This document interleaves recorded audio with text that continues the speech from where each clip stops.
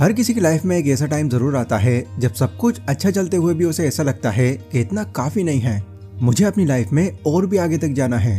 पर और आगे बढ़ने के लिए स्टेप कौन सा लेना है इसका उनको कोई आइडिया नहीं होता। कैन नाम के लड़के के साथ भी कुछ ऐसा ही हुआ था। वो अपनी लाइफ में बोर होने के साथ साथ बहुत परेशान भी हो चुका था।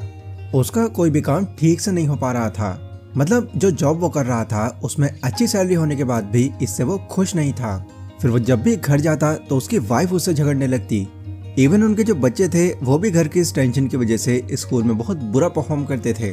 ओवरऑल आप कह सकते हैं कि कैन की लाइफ काफी मेजरेबल हो गई थी एंड यही चिंता उनको दिन ब दिन खाए जा रही थी।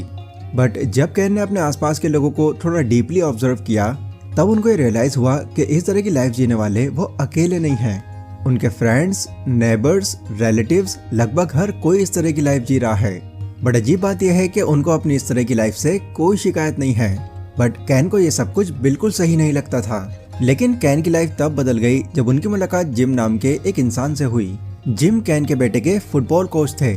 एक दिन जब कैन अपने बेटे का फुटबॉल मैच देखने गए तब उन्होंने देखा कि उनके बेटे की टीम अब काफी अच्छा परफॉर्म कर रही है और उनके जो कोच हैं वो भी इस बार बाकियों से काफी अलग नजर आ रहे हैं। पर इसके पीछे की वजह क्या थी ये जानने के लिए कैन ने जिम को अपने पास बुलाया और उनसे कुछ बातें की। उन्होंने जिम से पूछा, पिछले साल तक तो आपकी टीम बहुत ही नॉर्मल परफॉर्म कर रही थी और उस टाइम मेरी नजरों में आप भी नॉर्मल ही लग रहे थे। बट अब ऐसा क्या हुआ जो आप इतने बदले हुए लग रहे हैं और आपकी टीम जो कल तक टिक भी नहीं पाती थी वो इतना टफ मैच जीत गई है। जिम कैन से कहते हैं, हाँ पिछले साल मेरी लाइफ नॉर्मल ही थी। मैं अपनी लाइफ और करियर में सिर्फ ठीक ठाक ही कर रहा था, लेकिन मुझे उस टाइम पता था कि इससे मैं और भी बेहतर कर सकता हूँ। इसका आइडिया मुझे 2002 के विंटर ओलंपिक्स के 5000 मीटर मेंस रिले रेस को देख कर आया। इस रेस में कनाडा अमेरिका को सिर्फ 2.9% पीछे छोड़कर आगे निकल गया। जब मैंने इस चीज को देखा मुझे तभी रियलाइज हो गया कितनी ही बार लोग सिर्फ इतना ही नहीं बल्कि इससे भी कम, शायद 1% से भी रेस हार जाते हैं। इसलिए तभी मुझे एक ख्याल आया कि अभी हम अपनी लाइफ में जहाँ पर भी हैं, जिस भी करियर को परस्यू कर रहे हैं, उसमें अगर हम अभी से 1% भी इम्प्रूवमेंट लाना शुरू कर दें तो कुछ ही टाइम बाद हमारी लाइफ पहले से काफी अच्छी हो सकती है। साथ ही हम 1% इम्प्रूवमेंट से अपनी पर्सनल लाइफ जो पहले काफी बिखरी हुई थी उसको भी बेटर बना सकते हैं। जिम की ये सारी बातें सुनने के बाद कैन ने उनसे पूछा कि आपकी तरह अपनी लाइफ मैं कैसे बदल सकता हूँ। तो इस पर जिम ने कैन को कुछ ऐसी वैल्यूबल बातें बताई जो उन्होंने हमेशा फॉलो की और धीरे धीरे वो अपनी लाइफ को काफी सुधारते चले गए। पर उन्होंने आखिर कैन को ऐसा क्या बता दिया? वेल, ये जो छोटी सी स्टोरी है ये मैंने आपको जॉन कॉनेलन की book the 1% solution for work and life से बताई है। एंड इसी बुक की हेल्प से मैं आपको ये भी बताऊंगा कि जिम ने कैन को वो कौन कौन से रूल्स बताए ताकि इन रूल्स को जानकर आप भी अपनी लाइफ को इम्प्रूव कर पाओ। So let's begin. सबसे पहला रूल जो जिम ने कैन को फॉलो करने को बोला वो ये था, तुमको अपने काम के बारे में अपनी वाइफ या फिर अपने बेटर हाफ के अलावा किसी को कुछ भी नहीं बताना है। दूसरा रूल था कि तुमको किसी भी काम को तब शुरू करना है जब तुम उस काम को पूरा करने का पहले खुद से प्रॉमिस कर लो। तीसरे रूल में जिम ने कहा कि 180 दिन यानी कि 3 महीने बाद तुमको किसी इंसान की ऐसे ही हेल्प करनी पड़ेगी जैसे मैं अब तुम्हारी कर रहा हूँ। इन सभी बातों को बताने के बाद उन्होंने कैन को एक ग्रुप के बारे में बताया। वो ग्रुप लोगों की लाइफ बदलने में काफी हेल्प करता था। उन्होंने कैन को कार्लोस नाम के एक आदमी जो कि उस ग्रुप में एक सेल्स एग्जीक्यूटिव थे उनसे बात करने को कहा। जब कैन कार्लोस से मिले तो कार्लोस की नजर कैन की पॉकेट में रखी एक नोटबुक पर गई। उन्होंने कैन से पूछा कि इसमें क्या लिखा है। तब कैन ने वो नोटबुक निकाली और उसमें लिखी कुछ बातें बतानी शुरू कर दी। सबसे पहले कैन ने कहा, आप हर काम में हमेशा जीत नहीं सकते, लेकिन आप हर बार उस काम में अच्छा जरूर कर सकते हो। दूसरी बात उन्होंने कही कि हार और जीत में कई बार सिर्फ 1% का ही डिफरेंस होता है। तीसरी बात कि हम हर एक इंसान से अच्छे नहीं हो सकते, लेकिन हम अपने आसपास के 100 लोगों से 1% तो बेटर बन ही सकते हैं। कैन की ये बातें सुनकर कार्लोस काफी खुश हुए।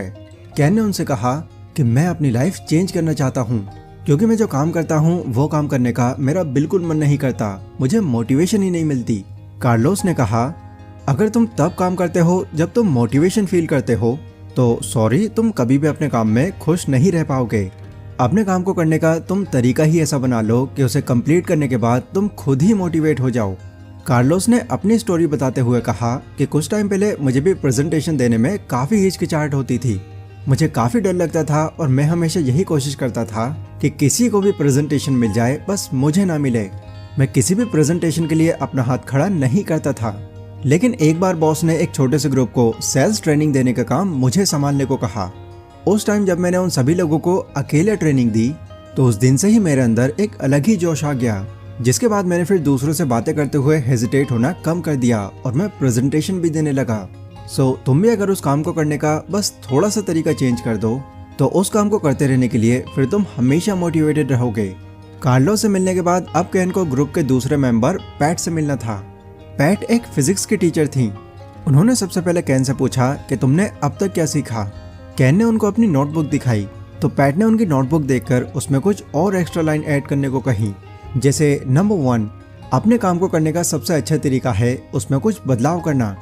नंबर 2, अगर तुम्हारा कोई गोल है तो उसे एक बहुत ही छोटे गोल से शुरू करो, क्योंकि इस तरह किसी भी गोल पर काम करना तुम्हारे लिए आसान हो जाएगा। नंबर 3, अपने गोल पर कभी भी डाउट मत रखो, उसे बिल्कुल क्लियर कर लो। नंबर 4, डेली कुछ ना कुछ ऐसा जरूर करो जो तुमको तुम्हारे गोल के थोड़ा और पास ले आए। इन सभी बातों को थोड़ा और अच्छे से एक्सप्लेन करने के लिए उन्होंने न्यूटन का पहला लॉ यानी लॉ ऑफ मोशन समझाया। उन्होंने कहा जब तक किसी रुकी हुई चीज पर अलग से फोर्स नहीं लगाया जाता तब तक वो चीज उसी जगह पर रुकी रहती है, लेकिन जैसे ही उस पर थोड़ा सा फोर्स लगाया जाए वो फौरन मूव करने लगती है। जिंदगी में कई बार हमारे साथ ऐसा होता है कि हम खुद को फंसा हुआ पाते हैं तब तक जब तक कोई ऐसा सॉल्यूशन ना आ जाए जो हमको मूव करने के लिए फोर्स करे। एक बार जब हम मूव करने लग जाते हैं तब हम कंटिन्यूअसली मूव करते ही रहते हैं। कहने का मतलब ये है कि अगर हम किसी काम को आगे नहीं बढ़ाएंगे तो कहीं ना कहीं हम वहीं पर फंस कर रह जाएंगे और उस टाइम हमारे लिए कुछ भी कर पाना बहुत मुश्किल हो जाएगा। लेकिन एक बार अगर हम अपने काम को स्पीड से आगे लेकर जाएं तो नो डाउट हमारे काम चलता रहेगा। कैट से सारी बातें सीखने के बाद कैन ने उनको अपनी लाइफ में अप्लाई करना शुरू कर दिया, जिससे कुछ ही टाइम में उन्हें इस चीज का रिजल्ट भी दिखना शुरू हो गया। अब अगले स्टेप में कैन को ग्रुप के अगले मेंबर बॉब से मिलना था। बॉब जो कि एक कामयाब बिजनेसमैन थे, वो भी कैन से मिले और उन्होंने भी सभी की तरह कैन से ये पूछा कि बताओ अब तक तुमने क्या सीखा। कैन ने बॉब को अब तक की पूरी लाइफ जर्नी के बारे में डिटेल में बता दिया। ये बातें सुनकर बॉब ने कैन को कुछ और बातें याद करने को भी कहा। उन्होंने सबसे पहले कैन को 10,000 घंटों के रूल के बारे में बताया। उन्होंने कहा कि अगर तुमको किसी भी चीज में मास्टर बनना है, मास्टर यानी कि किसी भी चीज में माहिर हो जाना, तो उस काम को किसी भी तरह से 10,000 घंटे दे दो, वो भी सही तरीके से। मैं गारंटी देता हूँ कि तुम जो भी फील्ड पकड़ोगे वहां पर तुम इस फील्ड के मास्टर बन जाओगे। देखो तुमको ही पता है कि आज के टाइम में हर किसी को मार्क ज़करबर्ग की तरह अपनी टीनेज में फेसबुक जैसी कंपनी खोलनी है, लेकिन कोई भी उनकी तरह फेसबुक बनाने से पहले अपनी प्रोग्रामिंग स्किल को प्रैक्टिस करने में 10,000 घंटे नहीं देना चाहेगा। और तुमसे भी जब मैं ये 10,000 घंटों की बात कर रहा हूँ तो तुमको भी ये बहुत ज्यादा लग रहे होंगे। कैन ने कहा, ओह नहीं तो क्या, 10,000 घंटे किसी भी चीज के लिए लगाना कोई छोटी बात नहीं है। कैन ने इस बात को साफ इनकार कर दिया और अब अगले ग्रुप के मेंबर को मिलने से भी मना कर दिया। अब तक उन्होंने अपनी जर्नी में जो कुछ भी सीखा वो उसे ही फॉलो करने लगे। इस बात की खबर जब जिम को लगी तो उन्होंने कैन से कहा, देखो तुम इस तरह से इस जर्नी को बीच में नहीं छोड़ सकते, तुमको इस ग्रुप के अगले मेंबर क्रिस से मिलना ही होगा। काफी कहा सुनी होने के बाद फाइनली वो उनसे मिलने को तैयार हो गए। क्रिस एक साइकोलॉजिस्ट थी। जब कैन क्रिस से मिलने जा रहे थे तो उनको इस बात की टेंशन हो रही थी कि पता नहीं अब ये और क्या अलग सिखाएंगी। लेकिन जब कैन क्रिस से मिले तो क्रिस ने उनको कुछ भी नहीं कहा, बल्कि उन्होंने कैन से बोला कि मुझे पता है जो भी उन 10,000 घंटों की बात सुनता है यही रिएक्शन देता है, क्योंकि 10,000 घंटों तक प्रैक्टिस करने से पहले कोई भी 100 बार सोचेगा।